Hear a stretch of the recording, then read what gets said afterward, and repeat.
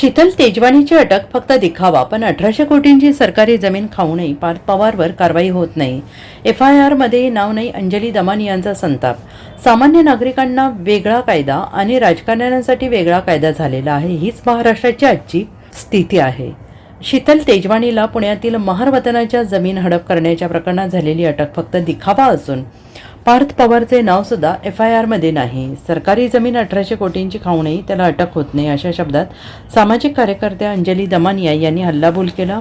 या प्रकरणातील आरोपी दिग्विजय पाटील यांची चौकशी होऊ नये, तो बहरीनला गेला असल्याने अंजली दमानिया यांनी संताप व्यक्त केला. दिग्विजय पाटील अजित पवार यांच्या चिरंजीवांच्या लग्नासाठी जाणार असल्याने अंजली दमानिया यांनी संताप व्यक्त करत सांगितले की एवढे गुन्हे दाखल असताना ते त्याला बहरीनला कसे काय पाठवू शकतात. ही व्यक्ती परत आली नाही तर चौकशी कशी होणार, असा सवाल त्यांनी केला आहे. अधिवेशन काळामध्ये राजीनाम्यासाठी दबाव येणार असल्याने शीतल तेजवानीवर दिखाव्यासाठी कारवाई झाल्याचा आरोप त्यांनी केला आहे. एक मोठा फार्स हा सध्या महाराष्ट्रात चालू आहे, ज्याची सुरुवात 5 नोव्हेंबर पासून झाली आहे आणि सगळ्या चॅनलनी सगळी बातमी दाखवून त्याच्यातल्या झी24 तासनी बातमी स्ट्रॉंगली धरली होती, पण सगळ्यांनी बातमी दाखवून सुद्धा इतकं लढून सुद्धा आत्ताच्या घटनेला त्या प्रकरणात काहीही होताना दिसत नाहीये. सामान्य माणसाच्या मुलाला आणि अजित पवारांच्या मुलाला समान कायदा लागू होत नाही.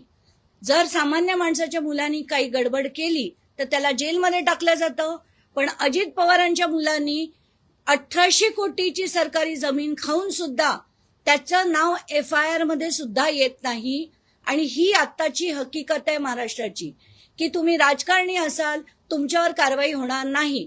समन्स केले, सगळं केलं, FIRचं खोटं एक छोटूसा FIR ज्याच्यात पार्थ पवारचं नाव देखील नाही, त्याच्यात फक्त शीतल तेजवानी आणि दिग्विजय पाटील या दोघांची नावं. त्यात शीतल तेजवानीला काहीतरी दाखवायचं म्हणून काल अटक झाली. आणि ती पण का? कारण आता 8 तारखेला अधिवेशन आहे, अखंड तांडव केला जाईल म्हणून आम्ही एक FIR केली, आम्ही समिती नेमली, आम्ही अधिकाऱ्यावर कारवाई केली, शीतल तेजवानीला अटक केली, हे दाखवायला हवं म्हणून ते दाखवलं गेलंय. फॅक्च्युअली स्पीकिंग त्याच्यात काहीही होताना मला दिसत नाहीये. Bureau report, SPN Marathi, Pune.